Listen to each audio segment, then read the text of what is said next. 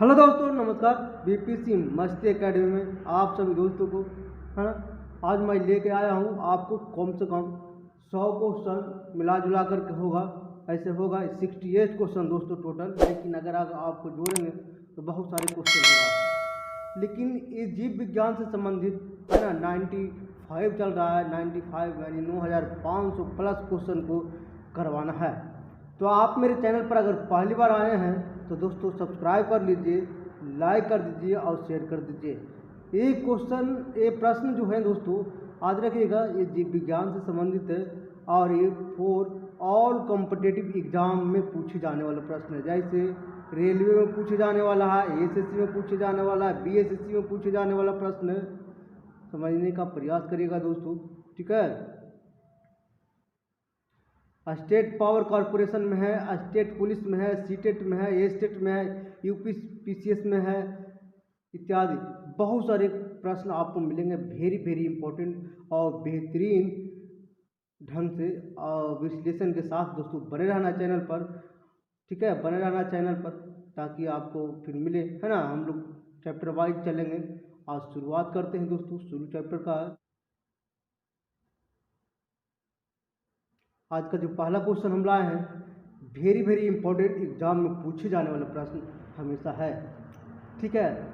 कहा जाता है कि डीएनए में होते हैं, तो डीएनए में क्या होता है याद रखिएगा, न्यूक्लियोटाइड्स होता है, न्यूक्लियोटाइड्स होता है, न्यूक्लियोटाइड याद रखिएगा। डीएनए में होता है न्यूक्लियोटाइड्स, डीएनए में क्या होता है, न्यूक्लियोटाइड्स होता है। तो अब देखिए न्यूक्लियोटाइड्स है ना, डीएनए न्यूक्लियोटाइड्स के बने होते हैं, याद रखिएगा, ध्यान दीजिएगा, है ना। ऑप्शन डी नंबर आंसर होगा इसका।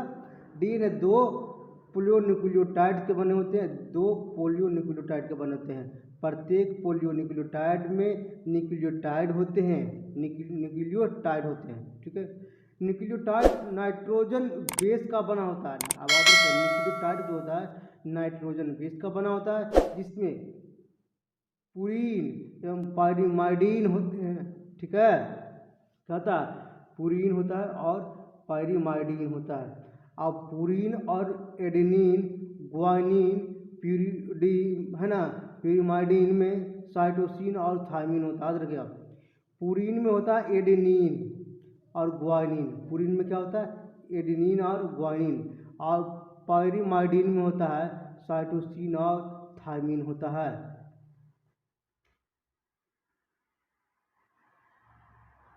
एमिनो एसिड 20 प्रकार का होता है, ये भी याद रखिएगा। एमिनो एसिड मिलकर एक प्रोटीन निर्माण करता है, माने एमिनो एसिड होता है 20 प्रकार का होता है और एमिनो एसिड मिलकर एक प्रोटीन का निर्माण करता है। अधिकतर 300 या उससे ज़्यादा एमिनो एसिड प्रोटीन एक अणु होते हैं, माने एक अणु में कितने एमिनो एसिड होता है, तो 300 या उससे ज़्यादा, याद रखिएगा, ध्यान दीजिएगा। प्रोटीन को बॉडी या बिल्डिंग मटेरियल कहते हैं, प्रोटीन को बॉडी बिल्डिंग मटेरियल यानी शरीर का, है ना, बिल्डिंग मटेरियल कहा जाता है प्रोटीन को। प्रोटीन एंजाइम हार्मोन के निर्माण में सहायक होता है। प्रोटीन जो होता है एंजाइम और हार्मोन, ये दोनों को निर्माण में प्रोटीन क्या होता है, सहायक होता है, याद रखिएगा, ध्यान दीजिएगा, ठीक है। पेप्टो एवं पेप्टाइड्स अमाशय से जठर रस एचसीएल रस निकलता है। पेप्टोन्स होता है और पेप्टाइड्स होता है जो अमाशय से जठर रस निकालता है, ठीक है। ट्रिप्सिन प्रोटीन पेप्टोन्स एवं पेप्टाइड में बदलता है। ट्रिप्सिन है जो प्रोटीन में बदलता है, याद रखिएगा, ट्रिप्सिन क्या है, प्रोटीन में बदलता है, और पेप्टोन्स है जो पेप्टाइड में से बदलता है, पेप्टाइड में बदलता है। दूसरा क्वेश्चन है, नेक्स्ट क्वेश्चन है, बने रहना चैनल पर दोस्तों, ठीक है।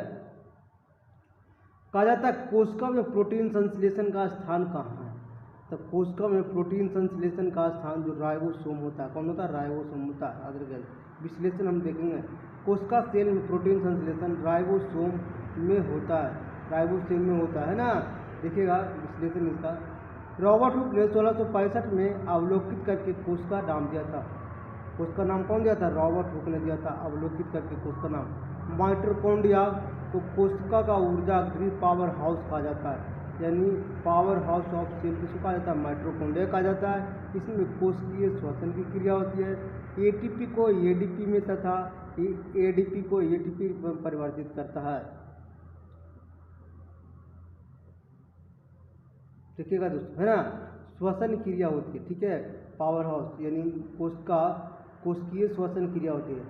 एटीपी याद रखिए, एटीपी को एडीपी में तथा एडीपी को एटीपी में, माने एटीपी एडीपी होता है और एडीपी एटीपी में परिवर्तित होता है, एक दूसरे में परिवर्तित होता है। केंद्रक का खोज रॉबर्ट ब्राउन ने किया था, याद रखिएगा, केंद्रक खोज कौन किया था? रॉबर्ट ब्राउन ने किया था, ठीक है, केंद्रक का रॉबर्ट ब्राउन ने खोज किया था। और 1821 में इसे ब्रेन ऑफ सेल कहा जाता है। कोशिका का मस्तिष्क कहते हैं। यह कोशिकाओं में होने वाली क्रिया पर नियंत्रित करता है। कोशिकाओं में होने वाले क्रिया पर क्या था? नियंत्रित करता है। कौन? केंद्रक करता है। 1831 में खोज किया था कौन? रॉबर्ट ब्राउन ने, ठीक है। नेक्स्ट क्वेश्चन हम लोग चलते हैं।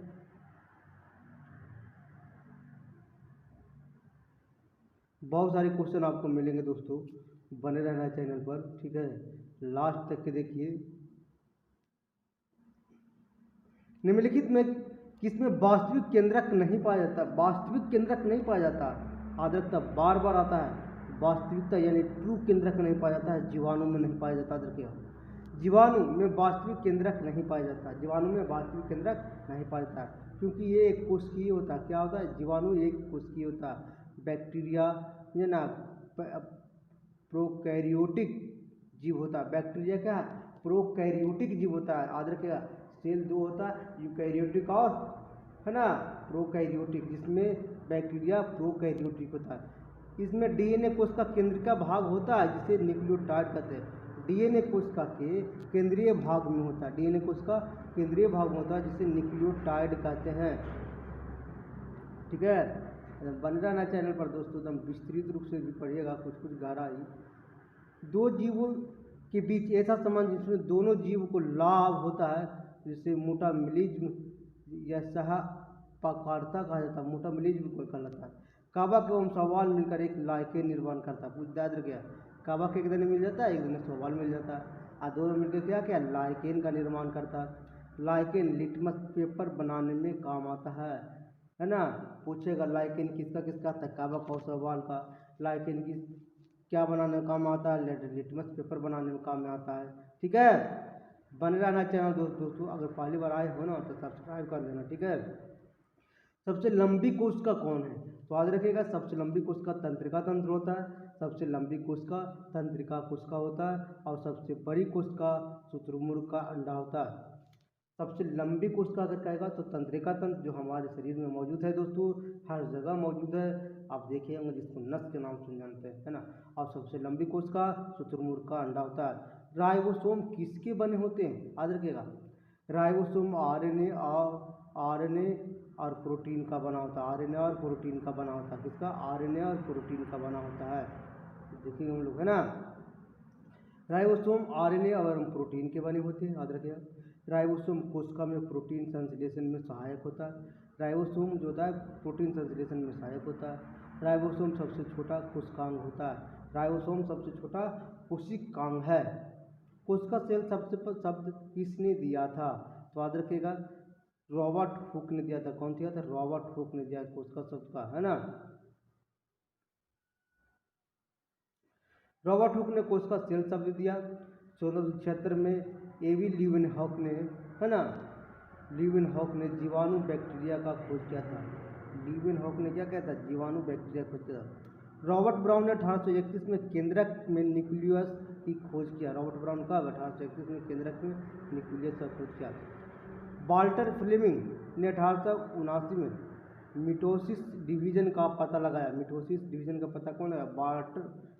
वाल्टर फ्लेमिंग ने पता लगाया था। और अलेक्जेंडर फ्लेमिंग ने पेनिसिलिन का खोज 1928 में किया। अलेक्जेंडर फ्लेमिंग पेनिसिलिन का खोज कब किया? 1928 में किया, ठीक है। बने रहना चैनल पर दोस्तों, अगर पहली बार आए हो तो सब्सक्राइब कर लेना, फिर नेक्स्ट वीडियो के लिए लाइक कर लेना। लाइसोसोम आत्महत्या का थैली है, क्योंकि उसमें क्या पाया जाता है? जल अपघटक एंजाइम पाया जाता है। क्या पाया जाता है? जल अपघटक एंजाइम पाया जाता है, या हाइड्रोक्लोरिक एंजाइम, हाइड्रोलिटिक एंजाइम पाया जाता है, उसी को इंग्लिश में कहते हैं। इसका आंसर क्या हुआ? लाइसोसोम को आत्महत्या का थैली है, क्योंकि इसमें जल अपघटक एंजाइम होता है, जल अपघटक एंजाइम होता है। ठीक है, लाइसोसोम आत्महत्या का थैली कहा जाता है क्योंकि उसमें जल अपघटक एंजाइम होता है। लाइसोसोम सिर्फ जंतु कोशिका में ही पाया जाता है, लाइसोसोम किस में, जंतु कोशिका में ही पाया जाता है, याद रखिएगा। कोशिका का पावर हाउस कौन है, तो कोशिका का पावर हाउस माइटोकॉन्ड्रिया को कहा जाता है, कोशिका का पावर हाउस माइटोकॉन्ड्रिया कहा जाता है, कोशिका का पावर हाउस माइटोकॉन्ड्रिया। माइटोकॉन्ड्रिया की खोज रिचर्ड अल्टमैन ने किया था, है ना। माइटोकॉन्ड्रिया का नामकरण सी बिंडा ने किया था, याद रखिएगा। एडीपी को एटीपी में परिवर्तित करता है, एडीपी को क्या करता है, एटीपी में परिवर्तित करता है। ठीक है, गोल्जी बॉडी प्लांट एवं एनिमल सेल दोनों में पाया जाता है। गोल्जी बॉडी प्लांट है, एनिमल और एनिमल सेल दोनों में पाया जाता है।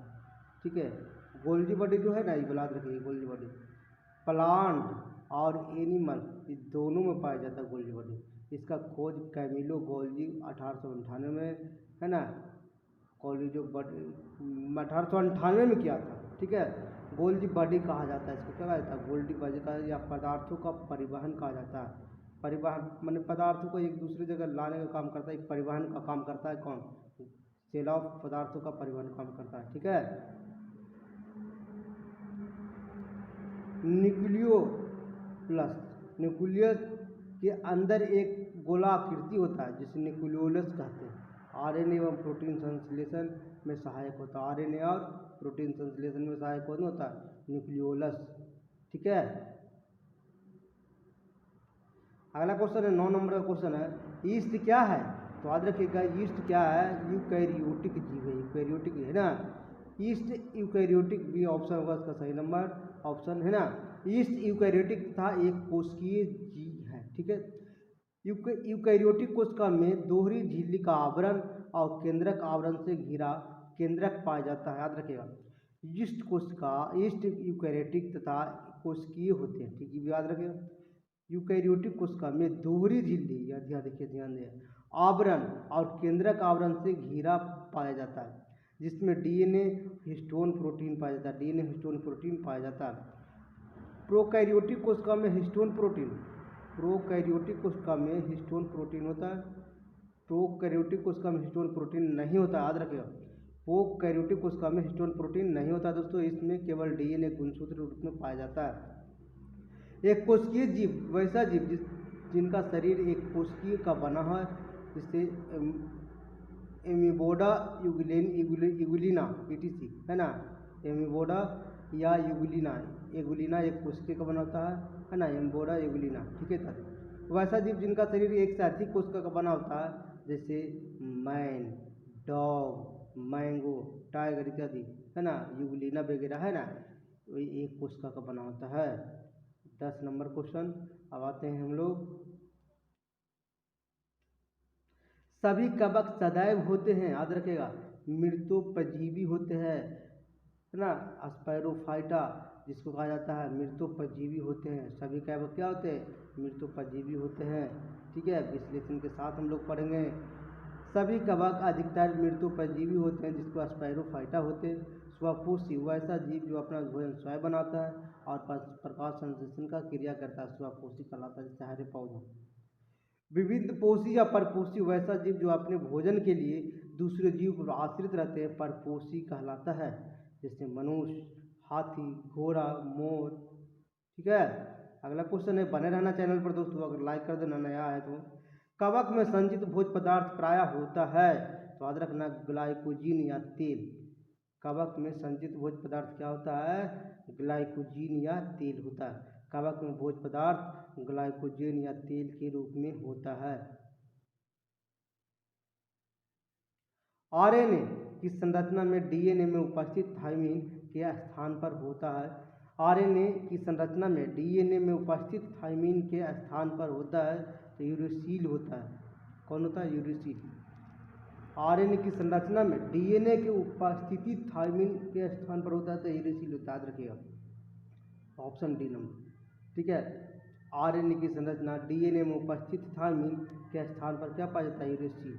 ठीक है, क्या पाया जाता है, यूरेसिल। और देखिए डीएनए में नाइट्रोजीनियस बेस दो प्रकार का होता है, नाइट्रोजीनियस बेस दो प्रकार का होता है पहले, ठीक है। आधा का डीएनए में नाइट्रोजन कितने प्रकार का, दो प्रकार का होता है। एसिबैक्टर जीवाणु का उपयोग सिरका बनाने में होता है। एसिबैक्टर जीवाणु का उपयोग किसका, सिरका बनाने में प्रयोग होता है। इसमें एसिड पाया जाता है। राइजोबियम नाइट्रोजन का स्थिरीकरण करता है, राइजोबियम नाइट्रोजन का स्थिरीकरण करता है। निम्नलिखित में कौन सा सबसे छोटा जीव है, तो याद रखिएगा माइक्रोप्लाज्मा। माइक्रोप्लाज्मा सबसे छोटा जीव है, माइक्रोप्लाज्मा, ठीक है। तो देखिएगा माइक्रोप्लाज्मा सबसे छोटा जीव है। पृथ्वी पर पहला जीव है ना एसिडोबैक्टीरिया है ना। ईस्ट कवक है जिसका उपयोग बंकर उद्योग में होता है। ईस्ट में B1, B2 और B7 इत्यादि पाया जाता है।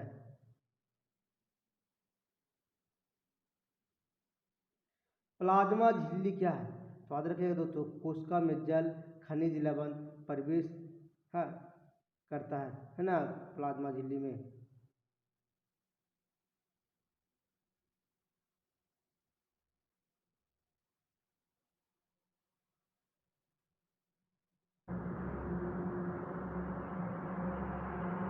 एक कोशिका में सर्वाधिक पाए जाने वाला पदार्थ क्या होता है, प्रोटीन होता है। कोशिका में सर्वाधिक पाए जाने वाला पदार्थ क्या होता है, प्रोटीन। प्रोटीन सेल का निर्माण में सहायक होता है, याद रखिए प्रोटीन सेल के निर्माण में सहायक होता है, ठीक है। उसके सिद्धांत का प्रतिपादन 1839 में किसने किया था, तो स्लाइडेन और स्वान ने किया था, स्लाइडेन और स्वान ने किया था।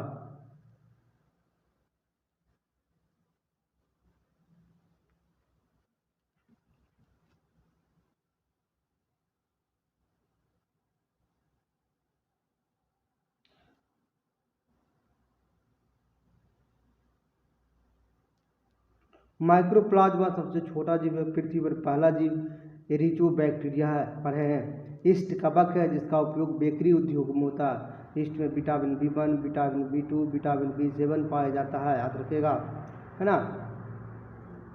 अगला क्वेश्चन है प्लाज्मा झिल्ली या प्लाज्मा मेम्ब्रेन क्या है ना, तो याद रखिएगा इसका सी होगा।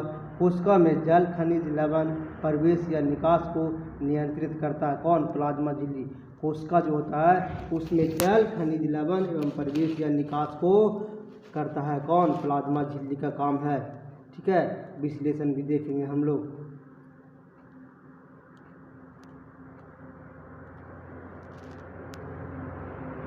प्लाज्मा झिल्ली कोशिका में जल खनिज लवण प्रवेश और निकास को नियंत्रित करता है।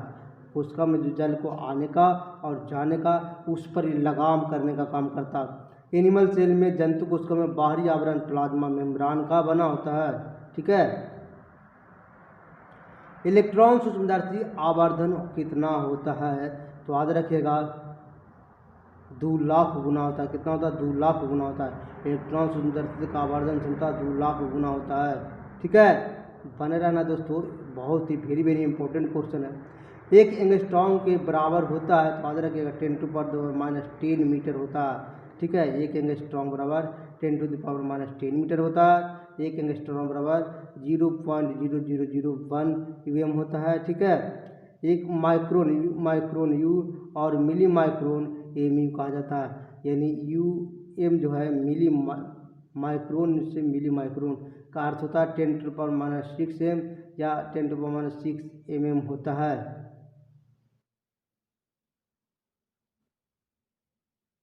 एक कोशिका में सर्वाधिक पाए जाने वाला पदार्थ होता है, तो याद रखिएगा प्रोटीन होता है, कौन होता है, प्रोटीन होता है।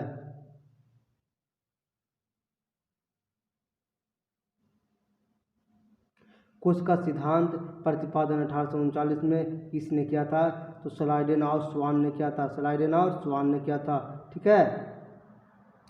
स्लाइडेन एवं स्वान ने कोशिकाओं का सिद्धांत प्रतिपादन किया। सबसे छोटी कोशिका माइक्रोप्लाज्मा है, पिलिरो है ना, फिनोमोनिया लाइक ऑर्गेनिज्म, ठीक है।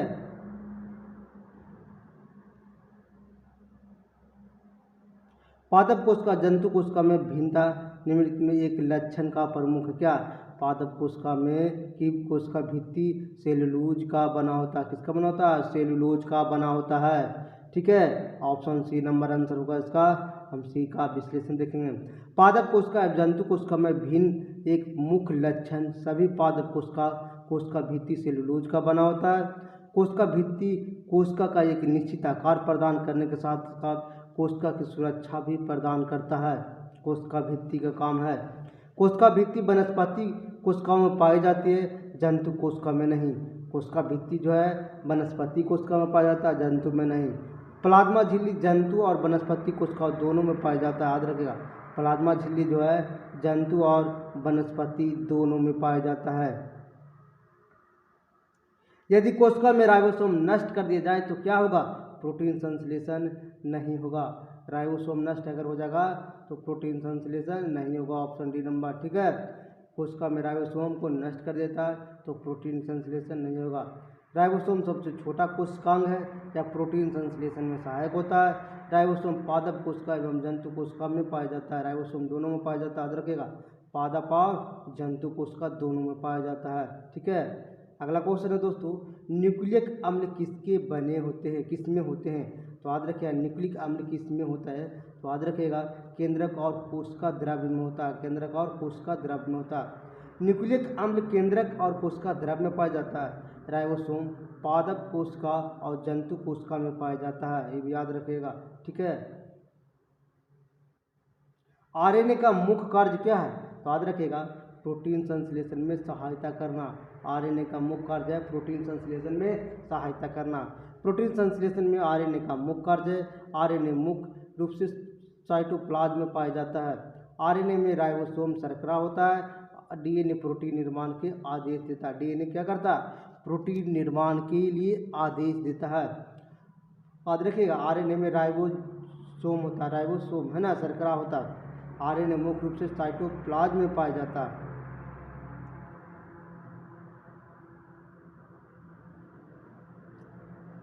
बने रहना है दोस्तों। अगर पहली बार आए हो ना तो सब्सक्राइब कर लीजिए। बहुत वेरी वेरी इंपॉर्टेंट आपको एग्जाम में पूछे जाने वाले, आप नहीं हो तो कॉपी कलम निकाल लीजिएगा, नोट कर लीजिएगा, ठीक है। डीएनए का मूल मात्रक क्या है? तो याद रखिएगा न्यूक्लियोटाइड है, न्यूक्लियोटाइड है। डीएनए का मूल मात्रक न्यूक्लियोटाइड है। टाइड से दोस्तों डीएनए और आरएनए न्यूक्लियोटाइड्स का बहुलक है। डीएनए और आरएनए न्यूक्लियोटाइड्स का क्या है? बहुलक है। जल में घुलनशील विटामिन बी और सी है। वसा में ए डी ई के है ना, ए है, डी है, ई है, के है, ठीक है, याद रखिएगा। बी सी सिर्फ याद रखिएगा जल में घुलनशील है। अगला क्वेश्चन है निम्नलिखित कोशिकाओं सूक्ष्म जीवित कोशिका है, कौन सा है? तो माइक्रोप्लाज्मा, याद रखिएगा। सूक्ष्म जीवित कोशिका कौन है? माइक्रोप्लाज्मा। माइक्रोप्लाज्मा कोशिका सूक्ष्म जीवित कोशिका है, याद रखिएगा।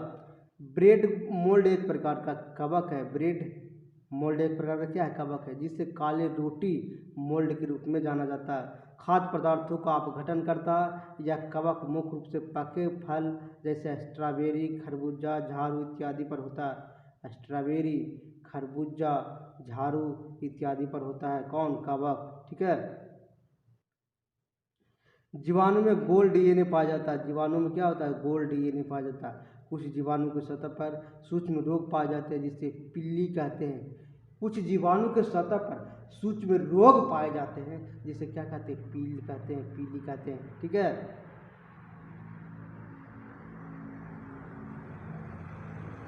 प्याज को छीलने या काटने पर आँख में पर्याप्त मात्रा में आंसू आने का क्या कारण है? तो याद रखिएगा प्याज में कोशिका में विद्यमान गंधक होता है। प्याज की कोशिका में विद्यमान क्या होता है? गंधक होता है, याद रखिएगा, ध्यान से दीजिएगा, ठीक है। प्याज की कोशिकाओं में विद्यमान गंधक के कारण प्याज को छीलने या काटने पर आँख में आंसू निकलते हैं। प्याज में एलाइल प्रोपाइल डाइसल्फाइड नामक पदार्थ, याद रखिएगा, एलाइल प्रोपाइल डाइसल्फाइड नामक पदार्थ पाया जाता है जिसके कारण विशेष प्रकार की गंध होती है। प्याज में H2 गैस होता है, जल में घुलकर H2SO4 बनाता है। प्याज काटने पर जब आँख में आंसू पड़ता है तो आँख से आंसू निकलता है। तो याद रखिएगा प्याज में कौन सा गैस होता है? H2 गैस होता है। यह जल में घुलकर H2SO4 का निर्माण बनाता है।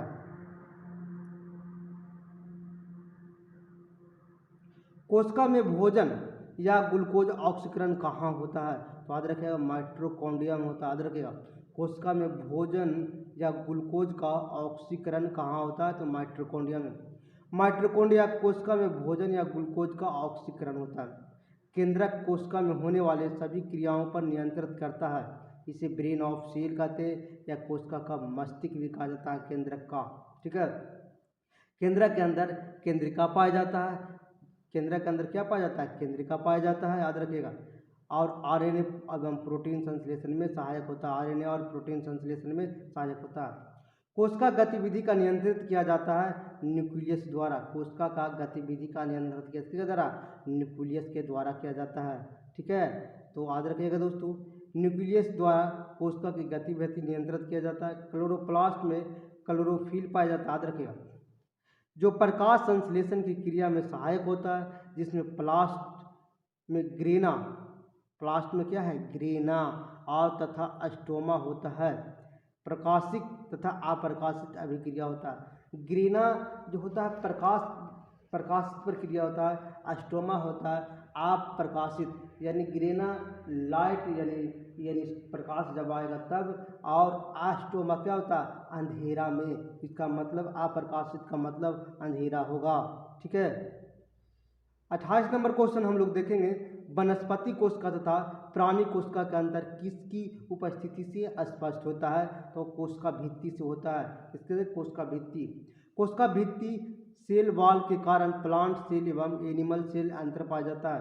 कोशिका भित्ति है ना, सेल वॉल के कारण प्लांट सेल एवं एनिमल सेल, यानी पौधा और जंतु में जो सेल होता है दोनों में कोशिका भित्ति अंतर पाया जाता है। कोशिका भित्ति के कारण अंतर पाया जाता है। कोशिका भित्ति सिर्फ पादप कोशिका में पाया जाता है। किसमें? पादप कोशिका यानी पौधा में। प्लाज्मा झिल्ली पादप कोशिका और जंतु कोशिका दोनों में पाया जाता है, याद रखिएगा। यह एक कोशिका एक दूसरे कोशिका में पदार्थ के आवागमन पर नियंत्रण रखता है। यह आर्द्रपारगाम होता है। ठीक है, क्वेश्चन नंबर 29 हम लोग आ गए हैं दोस्तों। निम्नलिखित में कौन सी संरचना प्रोकैरियोटिक कोशिका में नहीं पाया जाता है? तो याद रखिएगा सी नंबर, प्रोकैरियोटिक कोशिका में केंद्रक झिल्ली नहीं पाया जाता। केंद्रक झिल्ली न्यूक्लियस मेम्ब्रेन या प्रोकैरियोटिक कोशिका में नहीं पाया जाता है। प्रोकैरियोटिक कोशिका में नहीं पाया जाता, याद रखिएगा, है ना। प्रोकैरियोटिक कोशिका 70S प्रकार का राइबोसोम पाए जाते हैं, याद रखिएगा, ये भी ध्यान दीजिएगा। और यूकैरियोटिक कोशिका उससे 10 ज़्यादा 80 प्रकार का राइबोसोम पाए जाते हैं। यूकैरियोटिक कोशिका में केंद्रक कला, केंद्रक और पूर्ण विकसित कोशिकांग पाया जाता है, याद रखिएगा। यूकैरियोटिक कोशिका में जो होता है केंद्रक कला, केंद्रक और पूर्ण विकसित कोशिकांग पाया जाता है। ठीक है, माइटोकॉन्ड्रिया का मुख्य कार्य कोशिका सेल में क्या होता है? तो याद रखिएगा रेसिपिरेशन होता है। माइटोकॉन्ड्रिया का मुख्य कार्य सेल में क्या होता है? रेसिपिरेशन। देखिएगा ध्यान से, डी नंबर इसका। सेल माइटोकॉन्ड्रिया का मुख्य कार्य है रेस्पिरेशन, सो यानी श्वसन। क्या कार्य है? श्वसन। माइटोकॉन्ड्रिया का खोज अल्टमैन ने किया था। माइटोकॉन्ड्रिया का पावर हाउस कहा जाता है क्योंकि सभी खाद्य पदार्थों को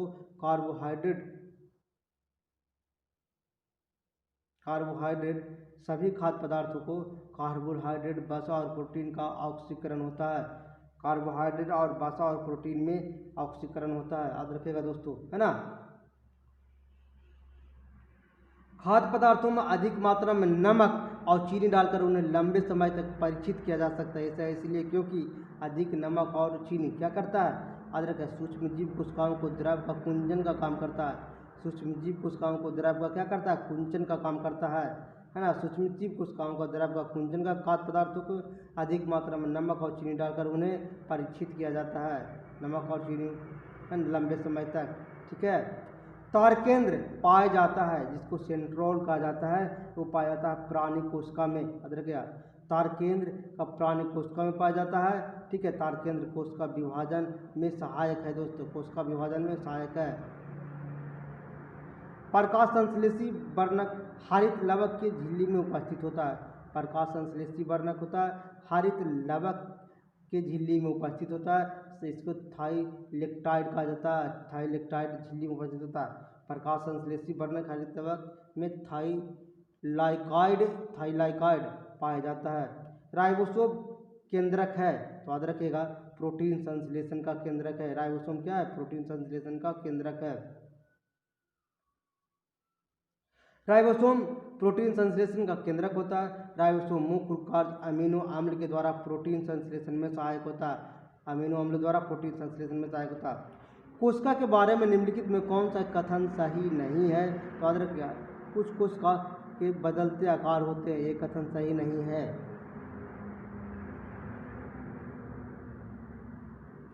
जैव कोशिका का कौन सा भाग पावर हाउस कहलाता है? तो याद रखिएगा, माइटोकॉन्ड्रिया कहलाता है। ठीक है, माइटोकॉन्ड्रिया को पावर हाउस ऑफ सेल कहा जाता है। यह प्लांट सेल एवं एनिमल सेल दोनों में पाया जाता है। किसमें? प्लांट सेल और एनिमल सेल दोनों में पाया जाता है। माइटोकॉन्ड्रिया एडीपी को एटीपी में, एटीपी को एडीपी में परिवर्तित करता है।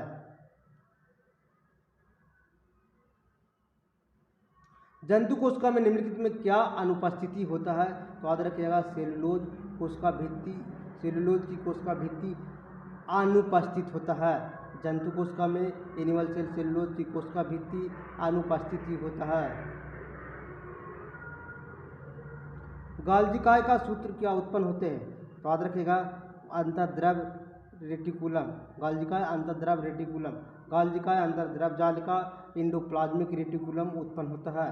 गोल्जी बॉडी से जंतु कोशिका लाइसोसोम का निर्माण होता है। याद रखिएगा, कोशिका भित्ति पादप कोशिका में पाया जाता है।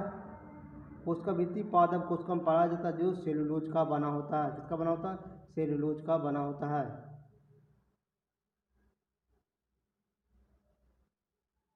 निम्नलिखित में एकमात्र पादप कोशिका कौन सी है जो बिना न्यूक्लियोलाइड है ना? तो याद रखिएगा, सी वाहिनी कोशिका। वाहिनी कोशिका एकमात्र पादप कोशिका जो बिना न्यूक्लिक या न्यूक्लाई होती है। जड़ के पतला धागे जैसा निकलता है, जिससे मूल रोम कहते हैं। जड़ पतला धागा जैसे निकलता है, उसे मूल रोम कहा जाता है। संरचना के कौन सा युग्म पादप और जंतु दोनों में पाया जाता है? तो याद रखिएगा, अंतर्द्रव्यजालिका और कोशिका कला पादप और जंतु दोनों में पाया जाता है। अंतर्द्रव्यजालिका और कोशिका कला। ठीक है, अंतर्द्रव्यजालिका और कोशिका कला पादप और जंतु दोनों में कोशिका में पाया जाता है। कोशिका भित्ति या क्लोरोप्लास्ट सिर्फ पादप कोशिका में ही पाया जाता है। 41 नंबर क्वेश्चन है दोस्तों, अगर पहली बार आए हो ना तो सब्सक्राइब कर लेना और शेयर कर देना। ठीक है, और 41 नंबर हम लोग क्वेश्चन जो है बहुत वेरी इंपॉर्टेंट, हर एग्जाम और प्रतियोगिता परीक्षाओं में पूछे जाने वाला प्रश्न है दोस्तों। ठीक है, बने रहना चैनल पर। किस शैवाल का प्रयोग अंतरिक्ष अनुसंधान में किया जाता है? तो याद रखिएगा, क्लोरेला का प्रयोग किया जाता है। क्लोरेला शैवाल का प्रयोग अंतरिक्ष अनुसंधान में किया जाता है। अंतरिक्ष यात्री हौज के भोजन एवं ऑक्सीजन के लिए क्लोरेला अपने साथ ले जाते हैं। ठीक है, पके हुए टमाटर का लाल रंग किसकी उपस्थिति के कारण होता है? तो याद रखिएगा, ये होता है दोस्तों, सही उत्तर होगा कैरोटीनॉइड। किसके कारण? कैरोटीनॉइड के कारण पके हुए टमाटर लाल रंग इसकी उपस्थिति के कारण होता है। कैरोटीनॉइड को कहा जाता है लाइकोपीन। कैरोटीनॉइड को कहा जाता है क्या? लाइकोपीन के कारण पके हुए टमाटर होता है, इसी को कैरोटीनॉइड कहता है। पर्णहरित प्रकाश संश्लेषण क्रिया के सहायक होता है। हार्मोन शरीर के भिन्न भिन्न क्रियाओं को नियंत्रित तथा शरीर की वृद्धि विकास में सहायक होता है। हार्मोन जो होता है शरीर के भिन्न क्रियाओं में नियंत्रित करता है तथा शरीर के वृद्धि और विकास में भी सहायक होता है। ठीक है, विटामिन का खोज 1912 में फ्रांक द्वारा किया गया था। विटामिन किसी प्रकार का ऊर्जा प्राप्त नहीं होता है, इसकी थोड़ी सी मात्रा शरीर के लिए लाभदायक होता है। 1831 में कोशिका में केंद्रक का खोज किसने किया था? तो याद रखिएगा दोस्तों, रॉबर्ट ब्राउन ने किया था। किसको किया था? रॉबर्ट ब्राउन ने। 1831 में कोशिका में केंद्रक का खोज रॉबर्ट ब्राउन ने किया था। प्राकृतिक चयन सिद्धांत चार्ल्स डार्विन द्वारा किया जाता है। मेंडल को आनुवंशिक का पिता कहा जाता है। मेंडल को आनुवंशिकी का पिता कहा जाता है। सेलुलोज भित्ति किस सेल में पाई जाती है? तो याद रखिएगा, पौधों में पाया जाता है। सेलुलोज भित्ति पौधों के सेलों में पाया जाता है। डंबेलाकार द्वारा कोशिका किसकी होती है? डंबेलाकार का गेहूं का होता है। डंडे बेलाकार का किसका होता है? गेहूं का होता है। कोशिका किसके कारण अस्फीति हो जाती है? याद रखिएगा, अंतःप्रासरण के कारण अस्फीति हो जाता है। अंतःप्रासरण के कारण कोशिका क्रिया फूलने लगती है, जिससे अस्फीति कहते हैं। अंतःप्रासरण, कोशिका अंतःप्रासरण क्रिया के कारण फूलने लगता है, जिससे अस्फीति कहता है। अतिवर्धन का अर्थ क्या होता है? अतिवर्धन, तो अतिवर्धन का अर्थ होता है दोस्तों, याद रखिएगा, कोशिकाओं की संख्या में असमान वृद्धि, कोशिकाओं की संख्या में असमान वृद्धि होता है। कोशिका की संख्या में असमान वृद्धि को कैंसर नामक बीमारी होता है। कौन सा बीमारी? कैंसर नामक बीमारी होता है। सबसे छोटा जीव जो स्वयं विकास प्रजनन करने में समर्थ है उसे माइक्रोप्लाज्मा कहा जाता है, माइक्रोप्लाज्मा कहा जाता है। सेलुलर और मॉलिक्यूलर जीव विज्ञान केंद्र स्थित है, याद रखिएगा, हैदराबाद में स्थित है। कहाँ? हैदराबाद में स्थित है। सेलुलर और मॉलिक्यूलर जीव विज्ञान केंद्र हैदराबाद में स्थित है। भारतीय कृषि विज्ञान संस्थान नई दिल्ली में स्थित है। अखिल भारतीय आयुर्वेद संस्थान नई दिल्ली में है। राष्ट्रीय वनस्पति शोध संस्थान लखनऊ में है। केंद्रीय औषधि शोध संस्थान लखनऊ में स्थित है। जीवन की मूलभूत इकाई क्या है दोस्तों? याद रखिएगा, कोशिका सेल है। जीवन का मूलभूत इकाई कोशिका सेल है। ठीक है, जीवन की मूलभूत इकाई क्या है? कोशिका है। कोशिका सेल का अध्ययन साइटोलॉजी कहा जाता है। कोशिका शब्द का प्रयोग सर्वप्रथम रॉबर्ट हुक ने 1665 में किया था। कोशिका दो प्रकार का होता है, प्रोकैरियोटिक और यूकैरियोटिक होता है। प्रोकैरियोटिक और यूकैरियोटिक होता है। ठीक है, कोशिका सिद्धांत का प्रतिपादन 1838 से 39 में स्लाइडेन और स्वान ने किया था। सबसे बड़ी कोशिका शुतुरमुर्ग के अंडे का ऑस्ट्रिच अंडे, जिसको हम कहते हैं इंग्लिश में। मानव शरीर में मौजूद निर्दिष्ट कोशिकाओं में कितनी माइटोकॉन्ड्रिया नहीं पाया जाता है? याद रखिएगा, लाल रक्त कोशिकाओं में माइटोकॉन्ड्रिया नहीं पाया जाता है। लाल रक्त कोशिकाओं में माइटोकॉन्ड्रिया नहीं पाया जाता है। माइटोकॉन्ड्रिया खोज अल्टमैन 1890 में किया। 12 बेंडा ने माइटोकॉन्ड्रिया का नामकरण किया। बेंडा ने नामकरण किया। माइटोकॉन्ड्रिया श्वसन स्थल है। माइटोकॉन्ड्रिया क्या है? श्वसन स्थल है। ठीक है, माइटोकॉन्ड्रिया कोशिका का शक्ति केंद्र कहा जाता है, पावर ऑफ सेल, है ना। डीएनए केंद्रक के अलावा माइटोकॉन्ड्रिया में हरित लवक में पाया जाता है। डीएनए केंद्रक के अलावा माइटोकॉन्ड्रिया और हरित लवक में पाया जाता है। लाइसोसोम को आत्महत्या का थैली कहा जाता है। राइबोसोम को प्रोटीन का फैक्ट्री कहा जाता है। राइबोसोम को प्रोटीन का फैक्ट्री कहा जाता है। ठीक है, कंस्ट्रक्शन ग्रेडियंट के खिलाफ कोशिका हलचल क्या कहला जाता है? याद रखिएगा, सक्रिय परिवहन, है ना, सक्रिय परिवहन। कंस्ट्रक्शन ग्रेडियंट के खिलाफ कोशिका हलचल के सक्रिय परिवहन कहा जाता है। आज सूत्री विभाजन जन्म सेल में होता है। सूत्री विभाजन कहाँ होता है? जन्म सेल में होता है। एक सेल के विभाजन से 4 सेल का निर्माण होता है। एक सेल के विभाजन से कितने सेल का निर्माण होता है? याद रखिएगा, 4 सेल का। एक सेल के विभाजन से 4 सेल का निर्माण होता है। आज सूत्री विभाजन में प्रोफेज अवस्था सबसे लंबी अवस्था होता है। आज सूत्री विभाजन में प्रोफेज अवस्था सबसे क्या होता है? सबसे लंबी अवस्था होता है। इसकी प्रोफेज अवस्था सबसे छोटी होता है। समसूत्री विभाजन का प्रोफेज अवस्था क्या होता है? सबसे छोटा होता है। और ठीक है, आज सूत्री विभाजन का सबसे लंबा होगा और समसूत्री का क्या? सबसे छोटा होगा। क्रॉसिंग ओवर हमेशा नॉन स्टार क्रोमैटिड के बीच होता है। क्रॉसिंग ओवर जो होता है नॉन स्टार क्रोमैटिड के बीच होता है। नॉन स्टार क्रोमैटिड के बीच होता है। सबसे बड़ी मानव कोशिका कौन सी है? तो याद रखिएगा दोस्तों, ओवम, ओवम है। क्या है? सबसे बड़ी मानव कोशिका ओवम है। कोशिका सेल जीवन की सबसे छोटा या कार्यात्मक संरचनात्मक इकाई है। निम्नलिखित में कौन सा कोशिका अंग ऑर्गेनिज्म पादप कोशिका में पाया जाता है किंतु कोशिका में नहीं पाया जाता है? पशु कोशिका में नहीं पाया जाता है। याद रखिएगा, क्लोरोप्लास्ट नहीं पाया जाता है। ठीक है, पादप में, प्लांट में पाया जाएगा लेकिन इसमें, ठीक है, कहने का मतलब पशु शुक्ला नहीं पाया जाएगा। क्लोरोप्लास्ट कोशिका केवल पादप कोशिका में पाया जाता है किंतु पशु कोशिका में नहीं पाया जाता है। जीव द्रव्य को जीवन का आधार माना जाता है। जीव द्रव्य को क्या माना जाता है? जीवन का आधार माना जाता है। जीव द्रव्य का नामकरण पुरकिंजे ने किया था। याद रखिएगा, जीव द्रव्य को 76% ऑक्सीजन तत्व का बना होता है। कितना? 76% ऑक्सीजन तत्व का। जीव द्रव्य में 90% जल होता है। कितना परसेंट? 90% जल होता है। कवक की कोशिका भित्ति किसकी बनी होती है? तो काइटिन का बना होता है। कवक की कोशिका भित्ति किसका बना होता है? काइटिन का। कवक का अध्ययन माइक्रोलॉजी कहा जाता है। कवक पर्ण रहित केंद्रीय संवहन रहित थैलोफाइट है। कवक संचित भोज पदार्थ को ग्लाइकोजेन के रूप में रहता है। कवक में संचित जो भोज पदार्थ होता है ग्लाइकोजेन के रूप में उपस्थित रहता है। कवक पौधों को गंभीर रोग उत्पन्न करता है। यूकैरियोटिक कोशिका भित्ति सेलुलोज की बनी होती है। यूकैरियोटिक का कोशिका भित्ति किसका बना होता है? सेलुलोज का बना होता है। और प्रोकैरियोटिक का कोशिका भित्ति प्रोटीन और कार्बोहाइड्रेट का बना होता है। है ना? प्रोकैरियोटिक का कोशिका भित्ति प्रोटीन का बना होता है और यूकैरियोटिक का कोशिका भित्ति सेलुलोज का बना होता है। सितारों में प्लाज्मा बनने का कारण क्या है? याद रखिएगा, उच्च तापमान। सितारों में प्लाज्मा बनने का कारण उच्च तापमान है।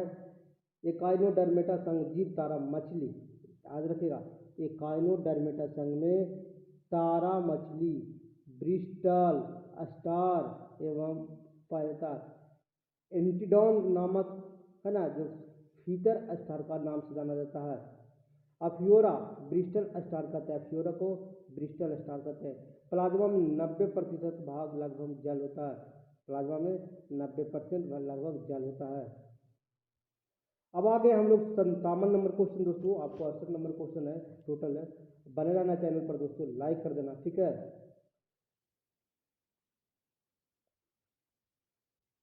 बहुकोशिकीय जीव है, याद रखिएगा, बहुकोशिकीय जीव है, तो याद रखिएगा एगेरिकस बहुकोशिकीय जीव है। कोश का जीवों का आधारभूत एवं संरचनात्मक इकाई है दोस्तों, ठीक है।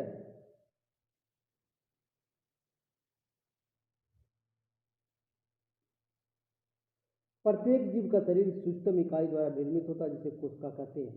साइटोलॉजी में कोशिका का अध्ययन किया जाता है। कोशिका दो प्रकार का होता है, प्रोकैरियोटिक कोशिका होता है, लाल रचना वाली कोशिका होती है जिसे जीवाणु कोशिका। यूकैरियोटिक कोशिका होता है, ये कोशिका पूर्ण रूप से विकसित होता है। यूकैरियोटिक कोशिका क्या होता है? पूर्ण रूप से विकसित होता है। किस कोशिका को ऑर्गेनल कोशिका का मास्टर कहा जाता है? याद रखिएगा, नाभिक को कहा जाता है। इसको नाभिक कहा जाता है। विश्लेषण हम लोग देखेंगे। नाभिक कोशिका ऑर्गेनल कोशिका का मास्टर कहा जाता है। नाभिक कोशिका केंद्रक का खोज रॉबर्ट ब्राउन ने 1831 में किया था। कोशिका द्रव के बीच एक बड़ी गोल एवं गाढ़ी संरचना पाया जाता है जिसे नाभिक केंद्रक कहते हैं। इसके चारों ओर दोहरे परत एक झिल्ली होती है जिसे केंद्रक कला या केंद्रक झिल्ली कहा जाता है। केंद्रक के अंदर गाढ़ा अंदर तरल द्रव भरा रहता है जिसे केंद्रक द्रव कहते हैं। केंद्रक द्रव में महीन जाल क्रोमैटिन जाल का होता है। डीएनए और प्रोटीन के जो बने होते हैं। माइटोकॉन्ड्रिया को कोशिका का ऊर्जा गृह कहा जाता है। निम्नलिखित में किसे कोशिका का प्रोटीन फैक्ट्री कहा जाता है? याद रखिएगा, राइबोसोम को। इसको राइबोसोम को कहा जाता है। राइबोसोम कोशिका का फैक्ट्री, प्रोटीन फैक्ट्री कहा जाता है। राइबोसोम आरएनए नामक अम्ल और प्रोटीन का बना होता है। यह प्रोटीन संश्लेषण के लिए उपयुक्त स्थान प्रदान करता है। लाल रुधिर द्वारा प्रोटीन संश्लेषण नहीं होता है। लाल रुधिर द्वारा प्रोटीन संश्लेषण नहीं होता। माइटोकॉन्ड्रिया को प्रोटीन का शक्ति का केंद्र कहा जाता है, याद रखिएगा। लाइसोसोम को आत्मघाती का थैली कहा जाता है। गॉल्गी को यातायात का प्रबंधक कहा जाता है। गॉल्गी को यातायात का प्रबंधक कहा जाता है, ठीक है। डीएनए एक खंड है जो एक प्राय प्रोटीन की जानकारी प्रदान करता है, तो जीन का। डीएनए का एक खंड जो प्रोटीन की जानकारी प्रदान करता है, तो कौन है? जीन। डीएनए एक खंड जो प्रोटीन की जानकारी प्रदान करता है उसे जीन कहते हैं। क्रोमैटिन जालिका डीएनए और प्रोटीन के बने होते। क्रोमैटिन जालिका किसका बनाता है? डीएनए और प्रोटीन का बनाता है। डीएनए आनुवांशिक लक्षणों का एक पीढ़ी से दूसरे पीढ़ी हस्तांतरण करता है। कोशिका विभाजन के समय क्रोमैटिन जालिका धागे अलग होकर एक छोटी मोटी छड़ जैसी रचना परिवर्तित हो जाता है। क्रोमैटिन जालिका के धागे अलग होकर एक छोटी मोटी छड़ जैसा संरचना परिवर्तित हो जाता है। गुणसूत्र होते जिसे गुणसूत्र कहते हैं। डीएनए अणु में कोशिका के निर्माण एवं संगठन को भी आवश्यक सूचना देती है। डीएनए अणु में कोशिका के निर्माण एवं संगठन का बनाने में मदद होती है। डीएनए को आनुवांशिक पदार्थ तथा जीन का आनुवांशिक इकाई कहा जाता है। आनुवांशिक पदार्थ कहेगा तो डीएनए, आनुवांशिक इकाई जिसका जीन को कहेगा।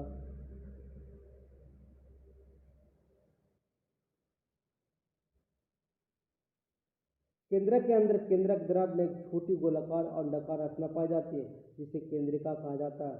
लाइसोसोम को आत्महत्या का थैली कहा जाता है। मधुमक्खी के डंक का इलाज करने के लिए किसका प्रयोग किया जाता है? तब बेकिंग सोडा का। किसका? बेकिंग सोडा का प्रयोग किया जाता है। ठीक है, डी नंबर। मधुमक्खी का डंक इलाज करने के लिए बेकिंग सोडा का घोल उपयोग किया जाता है। एपीकल्चर में मधुमक्खी पालन का अध्ययन किया जाता है।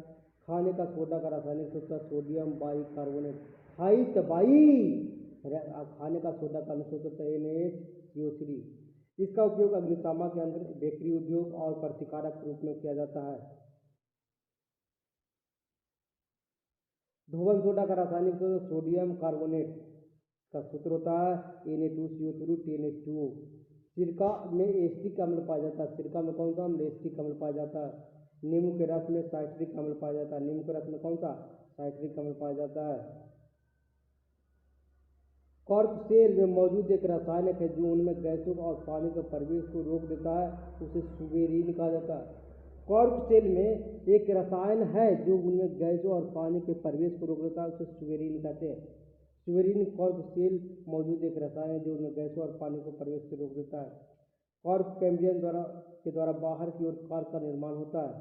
परिपक्व होने पर यह मृत हो जाती है। इनमें वायु भर जाता है। क्या होता है? वायु भर जाता है। बोतल में लगाया जाने वाला कॉर्क इसका उत्तम उदाहरण है। एक क्यूकस सुब्बर नामक पौधे से प्राप्त होता है। कोसा क्यूकस सुब्बर कवक की कोश का भित्ति काइटिन का बना होता है, याद रखिएगा। प्रोटीन की जानकारी प्रदान करने वाले डीएनए के भाग का कहा जाता है? क्या कहा जाता है? जीन कहा जाता है। प्रोटीन की जानकारी प्रदान करने वाले डीएनए के भाग को क्या कहा जाता है? जीन कहा जाता है। आगे पढ़ेंगे क्वेश्चन। प्रोटीन की जानकारी प्रदान करने वाले डीएनए के भाग को जीन कहा जाता है। डीएनए का भाग छोटा खंड जिसमें अनुवांशिक कूटनीति होता है, जीन कहलाता है। क्या कहलाता है? जीन कहलाता है। डीएनए में डीऑक्सी राइबोसोम शुगर होता है। अगर आप मेरे चैनल पर पहली बार आए दोस्तों तो लाइक और शेयर सब्सक्राइब कर लीजिएगा। नेक्स्ट वीडियो के लिए बहुत सारी वेरी इंपॉर्टेंट क्वेश्चन आपको देंगे। जिन शब्द का प्रयोग सर्वप्रथम जोहानसन ने 1919 में किया था, 1909 में किया था, सॉरी दोस्तों। गुणसूत्र में पाए जाने वाले अनुवांशिक पदार्थ को जीनोम कहा जाता है। प्रोकैरियोटिक कोशिका में हिस्टोन प्रोटीन नहीं होता है, याद रखिएगा। प्रोकैरियोटिक कोशिका में हिस्टोन प्रोटीन नहीं होता। यूकैरियोटिक कोशिका में डीएनए और हिस्टोन प्रोटीन होता है। डीएनए और हिस्टोन प्रोटीन होता है। ठीक है, संयुक्त होने पर बनी क्रोमैटिन इसके अलावा केंद्रक होता भी है। प्रोटीन संश्लेषण में सार इवेंट एक किसका निर्माण करता है? तो एमआरएनए का निर्माण करता है। प्रोटीन संश्लेषण में सार इवेंट जो होता है एमआरएनए का निर्माण करता है। प्रोटीन संश्लेषण सार इवेंट एमआरएनए का निर्माण करता है। आरएनए का पूरा नाम होता है राइबोन्यूक्लिक एसिड। आरएनए का पूरा नाम। राइबोसोम में आरएनए तथा प्रोटीन पाया जाता है। राइबोसोम में आरएनए और प्रोटीन दोनों पाया जाता है। ठीक है, राइबोसोम प्रोटीन उत्पादन का स्थल है। राइबोसोम प्रोटीन की फैक्ट्री भी कहा जाता है। राइबोसोम को प्रोटीन का फैक्ट्री भी कहा जाता है। स्थैनिक के लाल रुधिर में राइबोसोम नहीं पाया जाता है। स्थैनिक के लाल रुधिर का राइबोसोम नहीं पाया जाता है क्योंकि लाल रुधिर द्वारा प्रोटीन संश्लेषण नहीं होता। लाल रुधिर द्वारा क्या होता है? प्रोटीन संश्लेषण नहीं होता। गाल्गी काय को कोशिका अनुबंधक आधार का प्रबंधक कहा जाता है। कणों की गतिज ऊर्जा में अधिकतम होती है तो प्लाज्मा। कणों की गतिज ऊर्जा में प्लाज्मा अधिकतम होता है। कणों की गतिज ऊर्जा में प्लाज्मा अधिकतम होता है दोस्तों। यह उच्च तापमान पाए जाने वाला अवस्था है। किसी गैस की गतिज ऊर्जा तापमान का समानुपाती होता है। प्लाज्मा अवस्था में पदार्थ आयन के रूप में पाया जाता है। प्लाज्मा अवस्था में पदार्थ क्या पाया जाता है? आयन के रूप में पाया जाता है। पतली कोशिका भित्ति के साथ साथ अपेक्षित अवशिष्ट कोशिकाएं होती है तो पैरेन्काइमा का पैरेन्काइमा झिल्ली पैरेन्काइमा में पतली कोशिका भित्ति के साथ साथ अपेक्षाकृत अवशिष्ट कोशिकाएं होती है। पैरेन्काइमा उत्तक सेलो जीवित गोलाकार और अंडाकार बहुभुज अनियमित आकार का होता है ना। इसमें जीवित जो कोशिका होता है गोलाकार होता है, अंडाकार होता है, बहुभुजी और अनियमित आकार होता है। इस उत्तक की कोशिका में संघन कोशिका द्रव्य एवं केंद्रक पाया जाता है। पैरेन्काइमा उत्तक पत्ते, जड़ और पत्तियों को एपिडर्मिस और कॉर्टेक्स में पाया जाता है। कोलेनकाइमा उत्तक विशेषकर तने के एपिडर्मिस के नीचे पुष्पवृत्त या पुष्प वाली वृद्धि में पाया जाता है।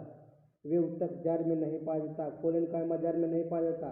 फल फूल जो लगता है ना उसमें पाया जाता है। ठीक है, तने के एपिडर्मिस के नीचे पाया जाता है। ये स्केलेनकाइमा उत्तक की स्केलो एवं मृत लंबी स्केलेटन और ऊतक की सेल मृत लंबी संकरी तथा दोनों सिरों के नुकीले होती है।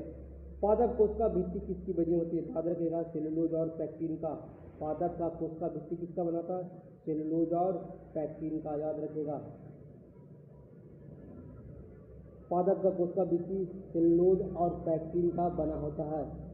प्रोकैरियोटिक कोशिका का भित्ति प्रोटीन और कार्बोहाइड्रेट का बना होता है, याद रखेगा। प्रोकैरियोटिक कोशिका भित्ति प्रोटीन और कार्बोहाइड्रेट का बना होता है। यूकैरियोटिक कोशिका का भित्ति सेलुलोज की बनी होती है। यूकैरियोटिक कोशिका की भित्ति सेलुलोज का बना होता है। यूकैरियोटिक सेल का प्रकाश संश्लेषण क्लोरोप्लास्ट में होता है। कवक और कोशिका भित्ति काइटिन का बना होता है। कवक का किसका? काइटिन का बना होता है।